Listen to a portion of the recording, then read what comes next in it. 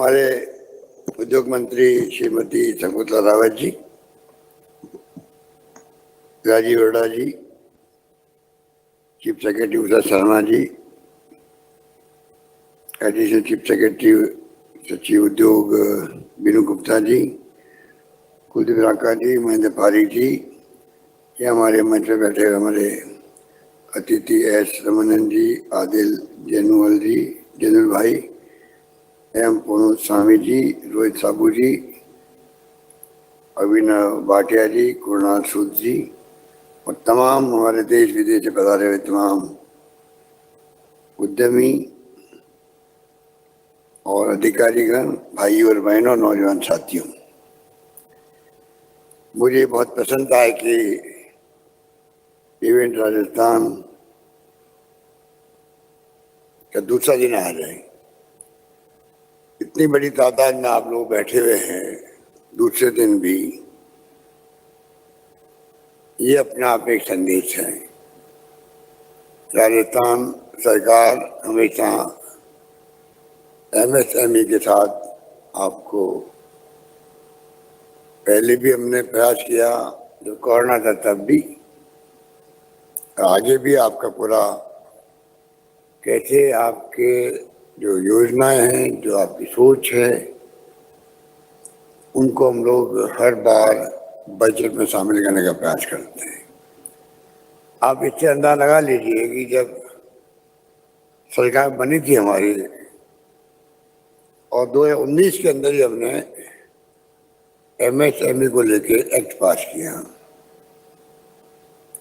और 3 साल तक कोई परमिशन की जरूरत नहीं होगी सरकार से एमएसएमई इकाइयों को, वो फैसला किया और उसके बाद में 3 साल से बढ़ा के 5 साल कर दिया। आप सोच सकते हैं शुरुआत से ही एमएसएमई से ही सरकार उद्योगों के क्षेत्र में अपनी सोच रखती सकारात्मक। एमएसएमई का इतिहास ही बहुत शानदार रहा है। जब पंडित जवाहरलाल नेहरू आजादी के बाद में प्रथम प्रधानमंत्री बने तो प्लानिंग कमीशन की स्थापना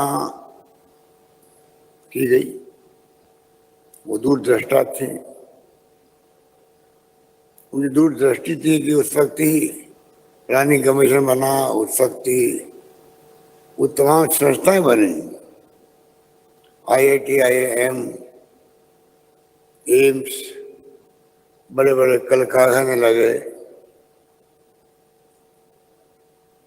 और मैं सोचता हूँ अगर वो उस वक्त में ये फैसले नहीं होते देश के लिए तो आज भी हमारा मुल्क दूसरे विकसित राष्ट्रों से भी देखता रहता, पाकिस्तान की तरह। नींव मजबूत हुई तो आज उसमें से निकल के आए हैं टेक्नोक्रेट, उसमें से निकल के आए मैनेजमेंट के लोग, बड़े बड़े कल कारखाने लगे तो उसमें से रॉ मटेरियल मिलता है एमएसएमई को भी। और आप सोच सकते हैं कि एमएसएमई परिभाषित भी पहली बार प्लानिंग कमीशन के माध्यम से की गई और एक आधार बना करके जो सोच रखी गई कि एमएसएमई छोटे उद्योगों के लिए क्या क्या सुविधाएं मिले, क्या प्रायोरिटी मिली, कैसे उनको लोन मिल सके, ये तमाम जो है यूपीए गवर्नमेंट बनी तो कानून पास कर दिया।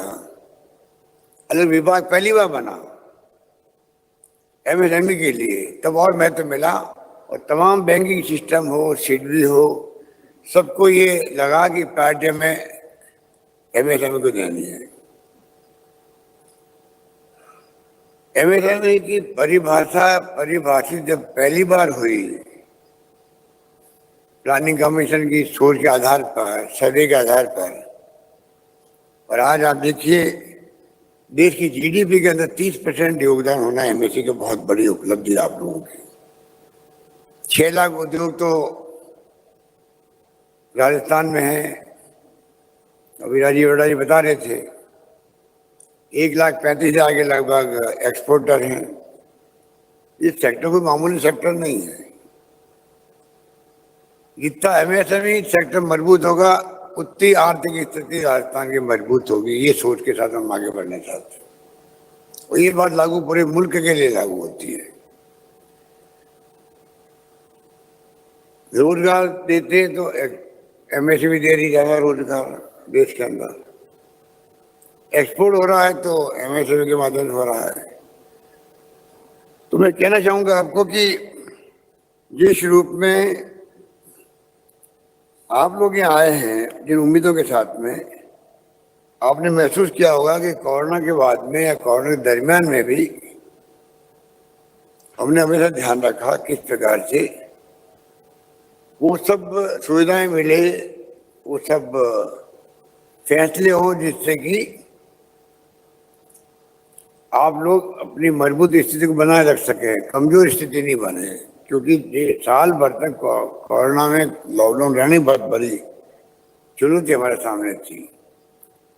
हमने आपके, क्योंकि प्री बजट मीटिंग हम करते हैं तो उसमें आप लोग भी आते हैं, सब सेक्टर के लोग बुलाते हैं और जो सुझाव आप लोग देते हैं उसके आधार पर फैसले भी करते हैं, बजट प्रस्तुत करते हैं। आपने देखा होगा कि किस प्रकार से सरकार ने एमनेस्टी स्कीम्स लेके आके घोषणाएं करके, चाहे इंटरेस्ट की बात हो, चाहे पेनल्टी की बात हो, चाहे प्रिंसिपल भी क्यों नहीं हो, कई योजनाओं में प्रिंसिपल तक माफ हुए। इस प्रकार से सरकार हमेशा आपके साथ आपकी खड़ी रही और वही कारण है कि आज हम ऐसी स्थिति में और जो आधार बन गया, हम चाहेंगे कि आने वाले वक्त में और हम उसको आगे बढ़ाएं और इसी रूप में हम लोग हर सेक्टर को, हर तरह के एमएसएमई की इकाई, उन सबका ख्याल रखें। अलग अलग समस्याएं भी होती है आप लोगों की। जोधपुर में हैंडीक्राफ्ट का आप समझ सकते हैं कितना बड़ा नेटवर्क बन गया है, कितना एक्सपोर्ट हो रहा है, कितना बड़ा गांव बाड़मेर जैसलमेर दोनों की धरती के अंदर कितने हैंडीक्राफ्ट बनाने वाले शिल्पी हैं रहते हैं, कितने लोगों का तकदीर बदल गई है इस हैंडीक्राफ्ट उद्योग से, कोई कल्पना नहीं कर सकता। जो कलाएं लुप्त होती जा रही थी वो जिंदा हो गई वापस। ये तो एक उदाहरण दे रहा हूँ आपको। खादी की संस्थाएं बहुत ज्यादा है, उनको किस प्रकार से सुविधाएं मिले जिससे कि वो अपने पैरों पर खड़े रह सकें। तो इस प्रकार से मैंने देखा कि एमएसएमई का भविष्य उज्जवल है आज भी। अब देखिए रिफाइनरी का जो मैं बार बार बोलता रहता हूँ, तेल निकल गया बाड़मेर के अंदर। 40 साल में खुद देख रहा था बॉर्डर पर जैसलमेर बाड़मेर, ऑल इंडिया की कंपनी हो, ओएनजीसी हो, खूब ट्राई कर रही थी, तेल की खोज की, नहीं मिल रहा था। आखिर में केन एनर्जी सफल हो गई बाड़मेर के अंदर। आज देश का 20% से अधिक तेल रास्ता में निकल रहा है। कल अनिल अग्रवाल बता रहे थे आपको किस प्रकार से ये क्षेत्र पनप सकता आगे भी। गैस निकलने की संभावना यहाँ पर है। तो टोटलिटी के अंदर ये जब सिनेरियो बना तो हमने भी जिद पकड़ ली कि हमें रिफाइनरियां लगवानी है।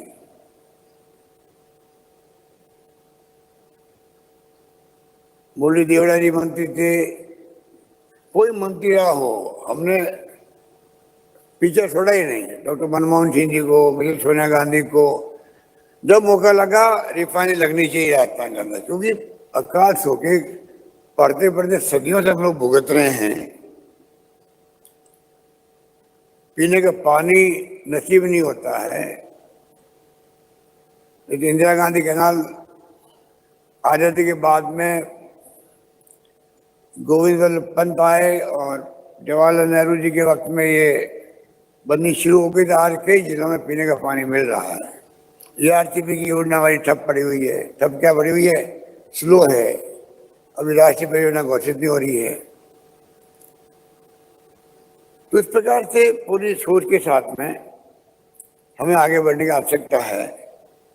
और तेल निकल गया रिफाइनरी आखिर में डॉक्टर मनमोहन सिंह जी के वक्त में स्वीकृत हो गई, हमने शिलान्यास कर दिया। मिस्टर वीरप्पा मोइली मंत्री थे केंद्र के वो, और UP chairperson Mrs Sonia Gandhi आ गई, सब कुछ हो गया और सगा बदल गई यहाँ पर।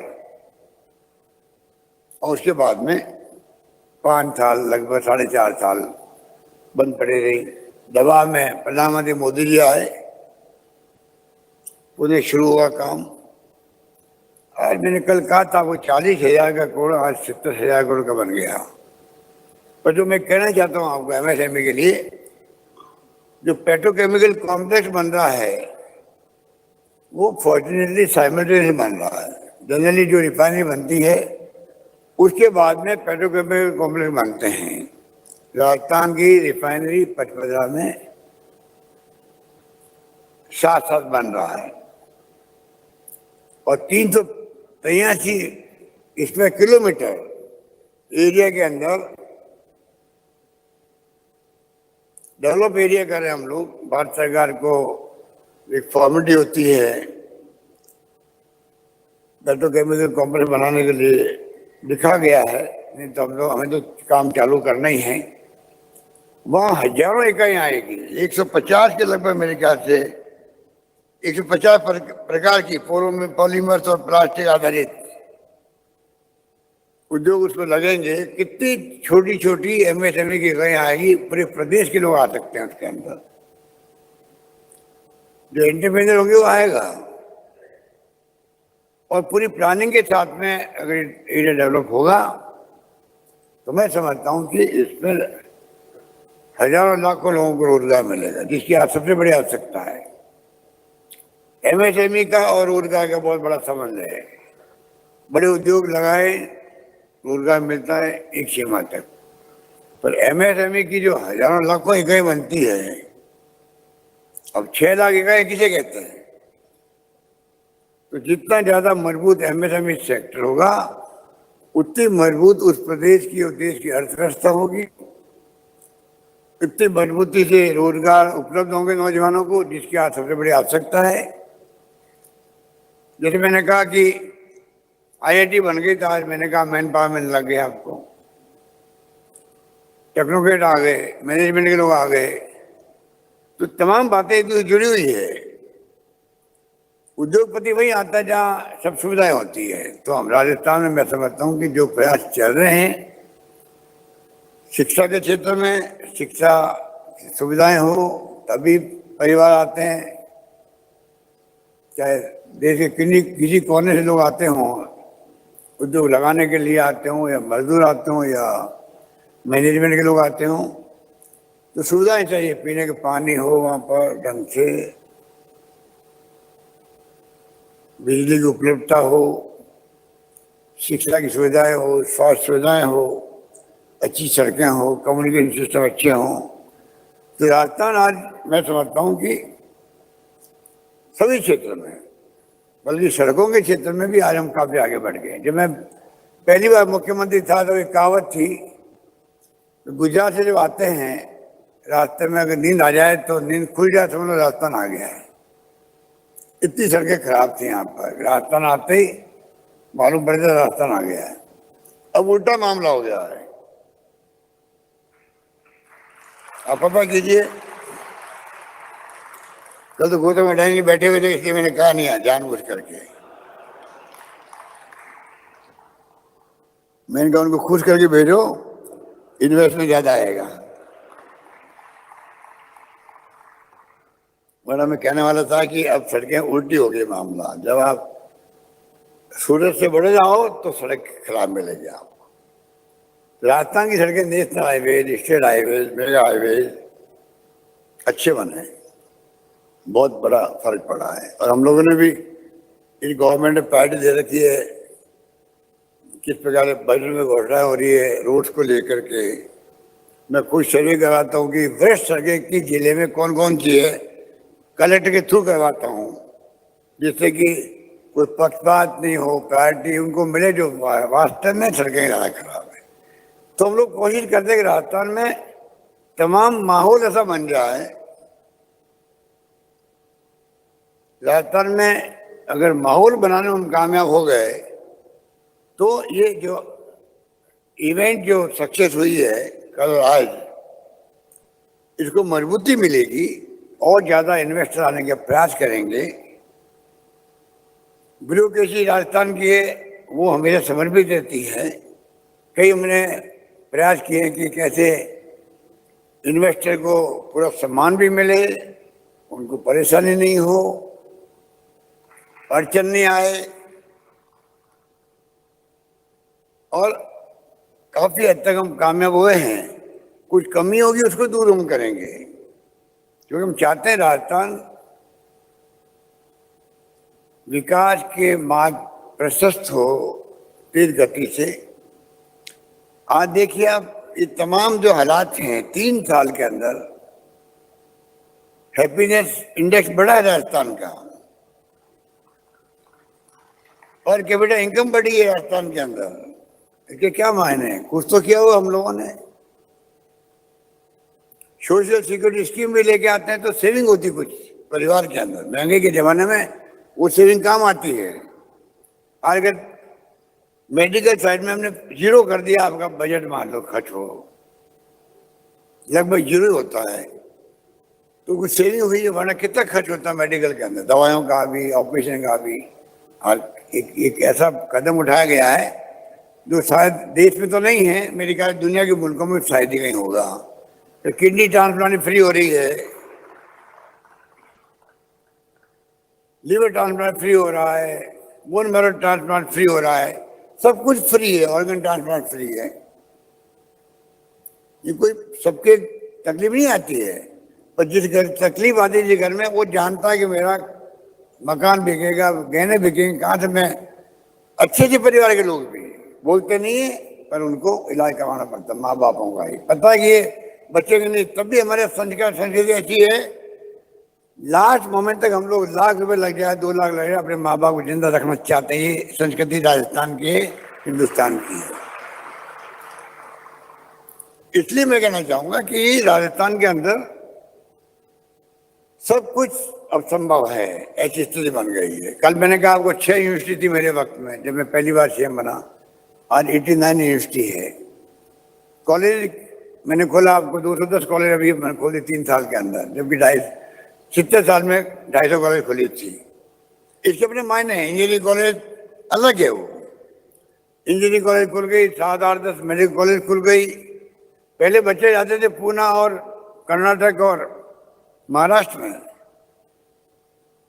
आज सारे बच्चे ही पढ़ते हैं, अधिकांश बच्चे यहाँ पढ़ते हैं। सुविधा मिलने लग गई है, प्राइवेट सेक्टर को हमने प्रमोट किया है, उसका अच्छा इम्पैक्ट रहा है। और तमाम तरह की जो एक्टिविटी होती है अब राजस्थान में, तमाम वो प्रीमियर संस्थाएं देश की जो पंडित नेहरू ने उस पर बनाई थी, और हम तरसते थे उनके लिए। और आईआईटी यहाँ पर, IIM उदयपुर के अंदर, एम्स जोधपुर के अंदर, IIIT कोटा के अंदर। एल मित्तल साहब आए नहीं, पिछली बार जब आए थे 2000 के अंदर पहली बार, तब मैंने उनसे बनवाई थी IIIT। आज वो शानदार इंस्टीट्यूट खड़ी हो गई है, डीप यूनिवर्सिटी की तरह हो गई है। लॉ यूनिवर्सिटी, आयुर्वेद यूनिवर्सिटी, कृषि यूनिवर्सिटी की 3, 4, 5 बन गई। कोई कमी नहीं राजस्थान में शिक्षा के क्षेत्र में, काफी आगे बढ़ चुके। सरकार खुद प्रमोट कर रही है। अब यहाँ पर जयपुर में कोचिंग हब बनना अलग से, हिंदुस्तान में कहीं नहीं होगा कि कोचिंग जितनी इंस्टीट्यूट है, ट्रैफिक जाम होता है, बच्चों को तकलीफ होती है, उन तमाम कोचिंग संस्थाओं को आप एक जगह हब बना करके बिल्डिंगें खड़ी कर दी आपने। आप कोचिंग का जमाना है। कोटा तो आप देख लीजिए, सेंटर बना हुआ पहले से ही है। तो कहने का मतलब ये तमाम जो एक्टिविटी है वो एक दूसरे से लिंक होती है। ये MSME वाले कोई बड़े उद्योगपति बन सकते हैं, अनुभव काम आएगा। तो सरकार ने तो 200 बच्चों को, मेरे ख्याल से 200 तो चले गए हैं, ज्यादा चले गए होंगे। आज विदेश में हम लोग 50 लाख 1 करोड़ फीस लगती है, पूरा सरकार दे रही है उनको। टैलेंट बच्चे जाने चाहिए, जिनके पास साधन खुद के नहीं है उनको बाहर भेजो। हमारी तरफ से कोई कमी नहीं है। उसी रूप में हम लोगों ने, मैं समझता हूं कि व्यवस्था कर रखी है, और पॉलिसी भी हमने इतनी अच्छी बनाई है जिससे कि आपके बेहतर मार्केटिंग कैसे हो सके, कलाएं जीवित रह सके, और हमारे उत्पादों की अंतर्राष्ट्रीय स्तर पर पहचान बन सके। जो पॉलिसी बनाई है उसके अंदर प्रोविजन किए हैं, उसके माने ये कि जिस प्रकार से हम लोग, मार्केटिंग बड़ी बात होती है, कोई कहीं लगा भी ले तो मार्केटिंग क्या होगा उसका। और सिडबी के चेयरमैन साहब बैठे हैं, मैं समझता हूँ कि इन्होंने जो बात कही है उससे मैं बहुत प्रभावित हुआ कि किस प्रकार ये सहयोग करने के लिए खुद आगे आ रहे हैं। इन्वेस्टर को क्या चाहिए, एमएसएमई लोगों को अगर टाइम पे लोन मिल जाए और सरकार इंसेंटिव दे दे उनको सब तरह से, जैसे मैंने कहा कि 3 साल के बजाय 5 साल हमने कर दिया, कोई परमिशन की जरूरत नहीं, 8% तक ब्याज जो है मुक्त कर दिया है, अलग अलग श्रेणी के हिसाब से 8% भी है, 7% भी है, 5% भी, जीरो भी है, जीरो ब्याज भी है कुछ स्कीम के अंदर। तो इस प्रकार हम सब जो है चाहेंगे, बजट आने वाला है, प्री बजट मीटिंग होगी, तब हम और आपकी बातें सुनेंगे, और जो सुझाव आप देंगे मैं उसको प्रयास करूंगा किस प्रकार से इस सेक्टर और मजबूत हो आने वाले वक्त के अंदर, उसके लिए हम लोग फैसले करेंगे। यही बात कहता हूं मैं आप सबको, आपके प्रति बहुत शुभकामनाएं, आपके परिवार के प्रति। आप लोग पधारे हो, मैं पुनः आपका हार्दिक स्वागत करता हूं, और मेरी शुभकामना रहेगी कि आपका खुद का उद्योग और ये एमएसएमई का जो सेक्टर है और मजबूत हो राजस्थान के अंदर, आप फले फूलें। यही बात करता हूँ, अपनी बात समाप्त करता हूँ। धन्यवाद।